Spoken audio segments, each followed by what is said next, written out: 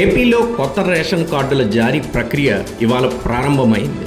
విజయవాడలో పౌర సరఫరాల శాఖ మంత్రి నాదెండ్ల మనోహర్ ఈ కార్యక్రమాన్ని లాంఛనంగా ప్రారంభించి తొలి కార్డు జారీ చేశారు.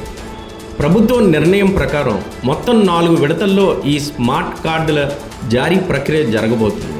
ఈ నేపథ్యంలో సెప్టెంబర్ నెలలో రేషన్ సరుకుల పంపిణీ పైన మంత్రి మనోహర్ కీలక ప్రకటన చేశారు.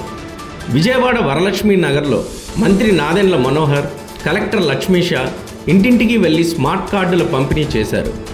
నేటి నుంచి రాష్ట్ర వ్యాప్తంగా స్మార్ట్ కార్డులను పంపిణీ చేస్తున్నామని మంత్రి మనోహర్ తెలిపారు. పండుగ వాతావరణంలో ఈ స్మార్ట్ కార్డుల పంపిణీ జరుగుతుందన్నారు.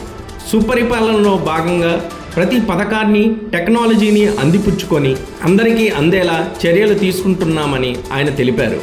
9 జిల్లాల్లో ఈరోజు కార్డుల పంపిణీ జరుగుతుందని, అందులో భాగంగా ఎన్టీఆర్ జిల్లాలోనూ పంపిణీ చేస్తున్నట్టు మంత్రి తెలిపారు. ఎన్టీఆర్ జిల్లాలో 5,71,000 మందికి ఈ కార్డుల పంపిణీ జరుగుతుందన్నారు. ఈ కార్డుల పంపిణీలో గ్రామ వార్డు సచివాలయ ఉద్యోగుల సేవలను కూడా అభినందిస్తున్నట్లు తెలిపారు. ఏపీలో మొత్తం 1,45,00,000 స్మార్ట్ కార్డులు ఉచితంగా అందజేయబోతున్నట్టు మంత్రి వెల్లడించారు.